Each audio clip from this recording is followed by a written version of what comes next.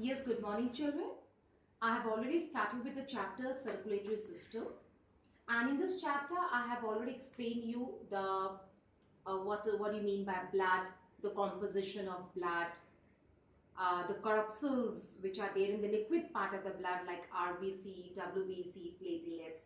Yes, of course, with platelets, I do need to explain you the mechanism of blood clotting, but today I'm not taking up the mechanism of blood clotting.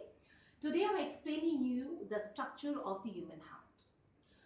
First, we need to understand heart. See, my dear children, is a very important organ of our body. It is the pumping organ of the body. It pumps the blood. It is that organ of the body which works continuously without taking rest. And if it takes rest, the person dies. And the muscles of the heart, they are known as the cardiac muscles. So where is heart located in our body? It is present in the chest cavity, in the upper part of the body, just between the two lungs. Right? So, let us talk about the human heart. A human heart is four-chambered. The upper two chambers are known as auricles and the lower two chambers are known as the ventricles. These two auricles, the upper two chambers are the receiving chambers. They receive the blood. The lower two chambers, they just send the blood. Right?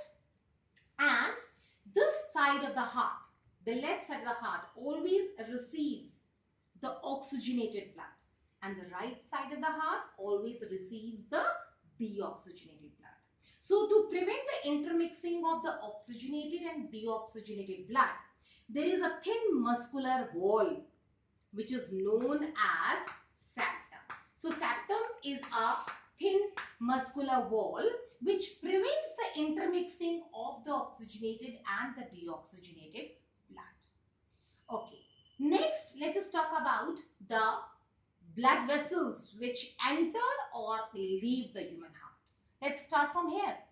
In the right auricle, the blood vessel which is entering is known as vena cava. This vena cava is of two types, superior vena cava and the inferior vena cava. Right. So what is the function of this vena cava?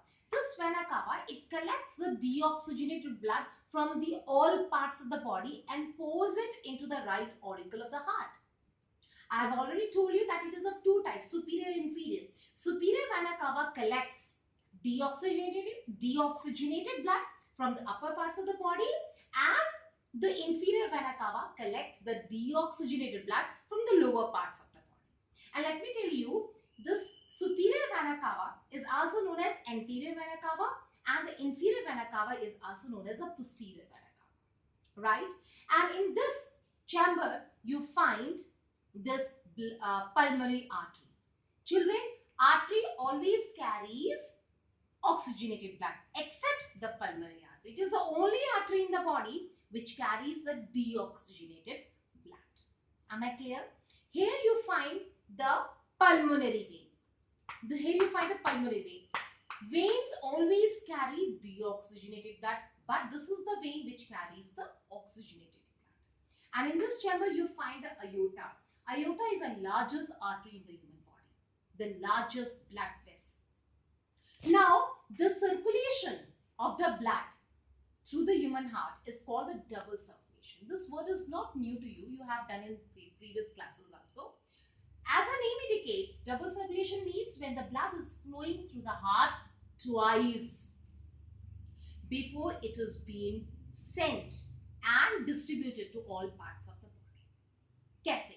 जब blood heart में enter करता है first time, तो वो impure होता है, वो deoxygenated होता है और वो enter करता है यहाँ पे सबसे पहले right auricle. Right auricle से it goes to the right ventricle, and from the right ventricle with the help of the pulmonary artery it goes to the lungs for oxygenation. So once the blood is oxygenated, it comes back again to the heart through pulmonary vein. अब ये वाला जो blood deoxygenated था, अब यहाँ पे पहुंचने पर वो ऑक्सीजनेट हो गया. यहाँ से वो जाएगा left ventricle, and with the help of aorta that oxygenated blood is pumped to all parts of the body. So in this way the circulation is what? Double circulation. So this double circulation means It consists of the pulmonary circulation and the systemic circulation. Pulmonary circulation means the kind of a circulation which is taking place between the heart and the lungs. And the systemic circulation means the kind of circulation which takes place between the heart and the body parts. That means these two chambers are connected with the pulmonary circulation, and these two chambers are connected with the systemic circulation. So I believe children, read this content from your Salina book. I think for today this much is enough. So have a very nice day.